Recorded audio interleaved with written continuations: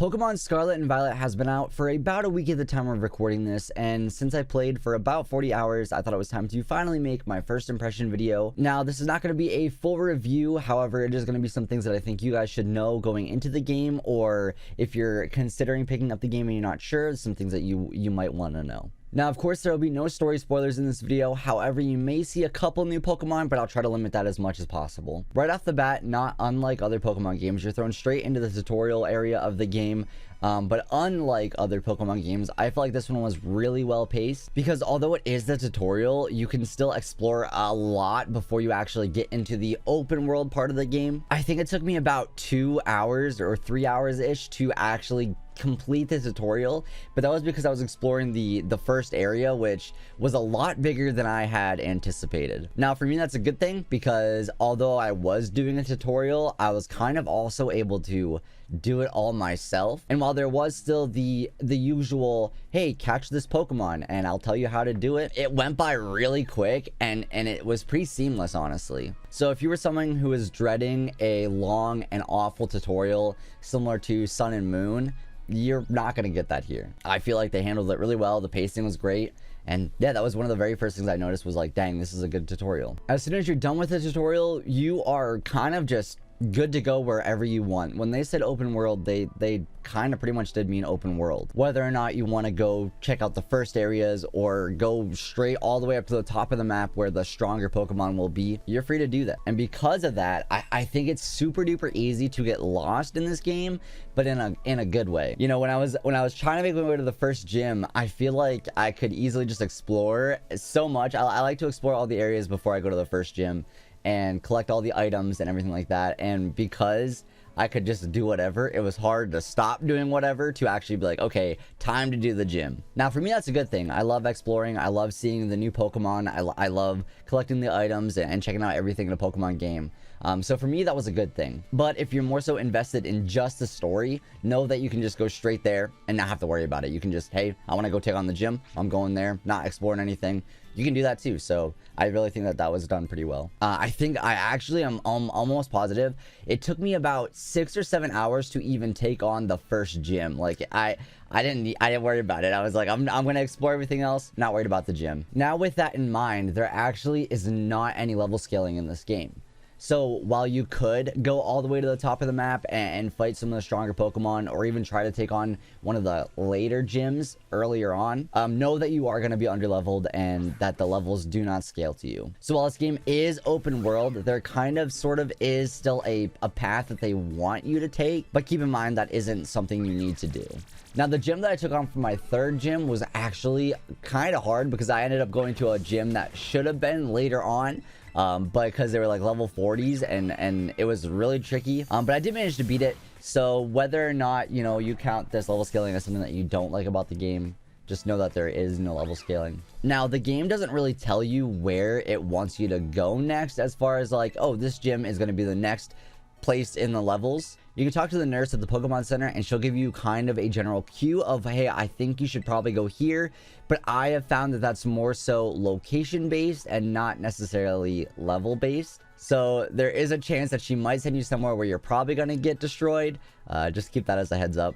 But if you end up making it to a gym where you're like, oh, I don't think I'm ready for this, you can always just go to a different one and come back to it later. As someone who loves shiny hunting, and I do a lot of shiny hunting content on my YouTube channel or over on my Twitch, one thing that was right off the bat, something that I noticed, was that there is no visual cue in the overworld to whether or not this Pokemon is shiny. Sure, the Pokemon is going to look different. So for example, if you see a shiny Hoppip, it'll appear green in the overworld. However, there's no sparkle, there's no noise. It's just, there's the Pokemon. And the only way you'll actually see the sparkle is if you encounter it and challenge it to a battle. Then it will make the visual and audio cue, which does have me all the time squinting, looking closer at the screen, thinking like, okay, is this Fletchling a slightly lighter shade or not? Which that can definitely get frustrating, but do know that if you use the auto battle feature in this game, which is really nice, I'll get more into that a little bit later, but if you use the auto battle feature in this game, it will not KO a shiny. So if you're like, that Pokemon kind of looks a little bit different, I'm not entirely sure, if you send out your Pokemon to auto battle it, they will say, I'm not battling that, and then you'll know it's a shiny. That definitely is one of the nicer things I've noticed in this game, is that they won't KO a shiny, so you don't got to worry about that. The only way that you can fail it is if you accidentally run away or it takes itself out after you encounter it in a battle. Now, speaking of auto battles, there is actually a good chunk of quality of life features in this game that I think definitely are an upgrade from previous games. One of the more notable ones, though, is because this game is such a big and open world, it would be tricky to see all the tiny little Pokeballs hidden around the map. But in this game, if you're going to pick up an item, there is a little bit of a glow on the screen that will let you know, hey, there's an item here. Or if it's like a berry or something a little bit smaller, there'll be a little sparkle on the ground, and that's where you'll know to be able to pick up all these items. In previous games, it would just be a Pokeball on the ground, which with the graphical style, it wasn't that hard to see. But in this new open world game where the Pokemon are even like size scale and everything like that, the Pokeballs are pretty tiny, and if it's like hiding behind a bush or something, you'd never see it. So I think the glow is very nice. I've wandered around hours just collecting items, and if they do eventually respawn, there'll be more items that pop up in the map later. So after you explore an area for the first time and collect all the items, if you come back later, there'll be more items there that you haven't picked up yet. Another quality of life feature that I really enjoy is the auto heal feature. Normally when you go to heal a Pokemon, you'd have to go into your bag, select the item you want to heal, go to the Pokemon, heal it, and if it didn't heal it all the way, heal it again. But in this game, all you gotta do is open up your menu, go over to the Pokemon, press the minus button, and it will auto heal your Pokemon using the items in your bag. And it does use the weakest item all the way up to the highest item, so that way you're not wasting a Hyper Potion on a level 5 Pidgey. Personally, that's been one of my favorite auto heal features.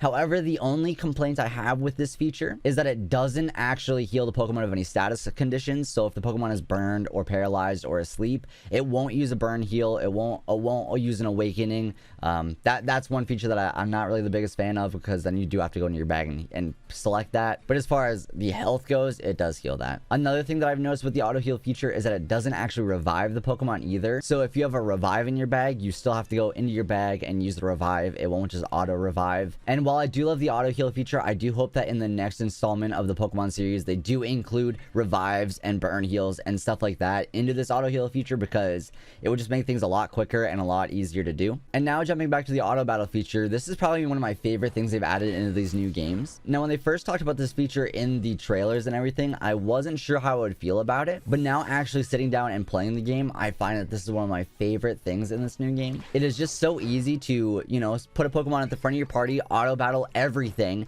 and if there's a shiny, it won't battle it. You gain a little bit of experience, and after playing the game, before even fighting the first gym for like the 7 hours, I noticed that I didn't have to battle anything the regular way, because my auto battle feature was just giving me enough levels. Now, if you're not a fan of the auto battles, that's perfectly okay, because you can still just throw out your Pokemon, battle it the regular way that you would in older Pokemon games, and you'd be able to level up that way and still gain experience and stuff like that too. So pretty much it's just a nice, quicker, easier way to battle Pokemon. Because this is such a big open world, you're going to be encountering so many Pokemon, and just the ability to auto battle everything, it just is really nice. Now, if you do want to catch a Pokemon, you will need to encounter it. There is no overworld ball throwing like there was in Pokemon Legends Arceus. At first, I kind of liked that it wasn't in the game, but the more I played, the more I was like, I kind of wish it was, because they made an easier way to battle Pokemon. Now, if only there was a quicker and easier way to catch Pokemon. I could go on the defense and say that, oh, it's because you don't have to battle 7 Pidgey or catch 7 Pidgey to update your Pokedex. You only need to battle and catch 1. So it's not really that bad. But going to a new area, seeing like a bunch of new Pokemon, you know, it kind of does get a little frustrating to have to sit and battle each one to catch them. But honestly, I haven't really been too bothered by it. It's just something that I've noticed that you can't overworld catch Pokemon anymore. In this game, they have a lot of different facial features and smiles and eyes and stuff like that you can actually just change wherever you want. The only time you actually have to go anywhere to change something about your character is if you want to change your hair. Then you will actually need to go to a boutique, but I think that's probably because you have to pay for it every time. But other than that, you're able to change your accessories or your facial features whenever you want, so that's pretty cool. One thing to keep in mind, though, is with the clothing options, there is only 4 options of the clothes. You cannot buy more.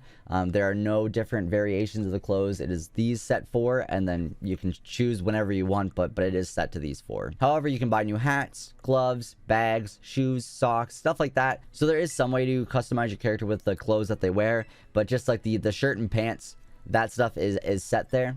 One thing to keep in mind, though, if you go into a store, there is a little icon for shirt and pants. So whether or not they plan on adding that in an update or maybe the DLC later, that's unclear. Not really sure, but it is there, so there is a chance. One thing that I've always kind of asked for in a Pokemon game, especially in Legends Arceus, was that I always wish that there was a mini-map. And they actually did add one in this game. There is a mini map.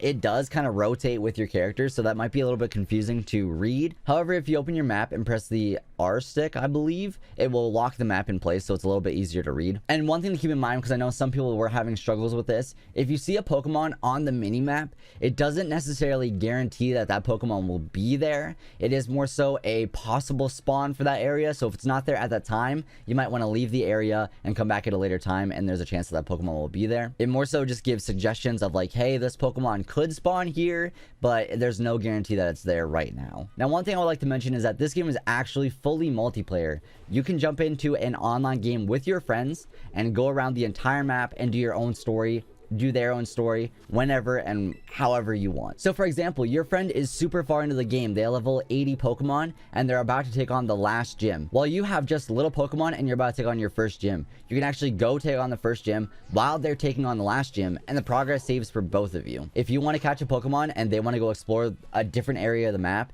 that's fair game as well. And while this game does include a bunch of quality of life things, there are some things that are not so quality of life. For example, there's no button remapping, so whatever button is on the controller for that thing, that's going to be that way for the rest of the game, and you're not going to be able to change it at all. Which, if you have like trouble hitting certain buttons for whatever way, and it's an important button, it would get pretty tedious to have to keep pressing that button. Another thing that I've noticed is that there's no mass release feature in this game. In Pokemon Legends Arceus, you were able to mass release up to, I think it was 100 Pokemon at a time, and in this game you do have to do it one by one. So you have to click the Pokemon, scroll down to release, yes, move to the next Pokemon, scroll down, release, yes, and that is definitely time consuming. But once again, you're not catching as many Pokemon as you would in Legends Arceus. But if you're someone like me who will be doing a bunch of Masuda hunting or hatching a lot of Pokemon eggs, yeah, that would be a bit tedious, and it would have been a nice feature to have return. Some other things to take note of that they removed from the game that I consider maybe not so quality of life features is that they actually remove set mode in the options,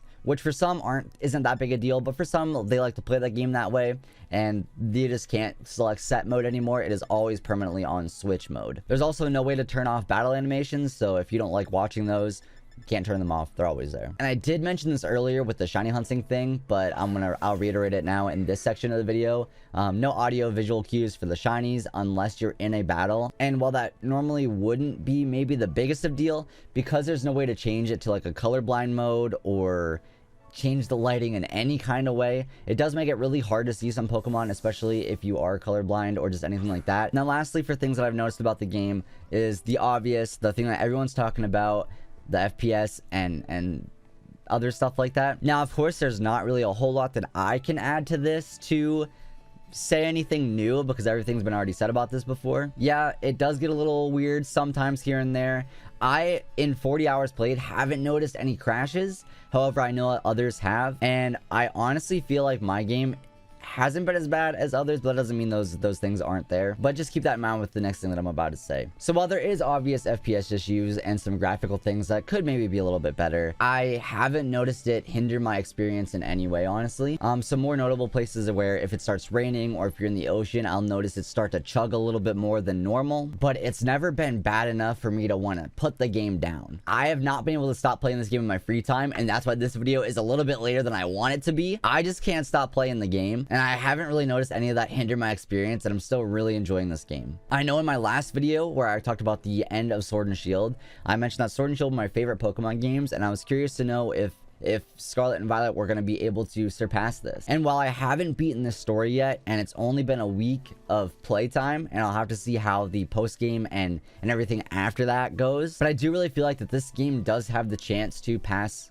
Sword and Shield as my favorite Pokemon game. Now, of course, this is personal preference and everything like that, but what I'm saying is that I don't know, I feel like they did this game really well. Obviously, there's some things that could be done better, and maybe that'll be fixed through patches. Obviously, we won't know until it happens or if it happens. But as it stands right now, I really enjoy this game, and there's a lot of fun to be had in the Paldea region. So coming down to the final question, should you get this game? Well, if you had a lot of fun in Sword and Shield and you had fun in Pokemon Legends Arceus, I would say yes, because I think that they took the best from both worlds, smushed together, and made a really fun Pokemon game. However, if you weren't a fan of either of those for some reason, maybe it was the trees, then I would say maybe this game isn't for you, because there are some visual things that would maybe hinder you from getting the game. Like I said earlier, hasn't really bothered my experience at all. I've still been having a lot of fun, And yeah, hopefully this video helped you decide whether or not you want to get these games or your thoughts on these games. Please let me know down below if there's anything that I missed or anything that you feel I should have added. Do you have these games? Are you on the fence of getting these games? Let me know down below, and I'd love to have a conversation with you about it. But thank you all for watching. I plan on making a bunch more Scarlet and Violet videos, whether it be tutorials or just fun shenanigans around the world. Let me know if there's anything you would like to know down below, and I will see you all next time. Thank you for watching.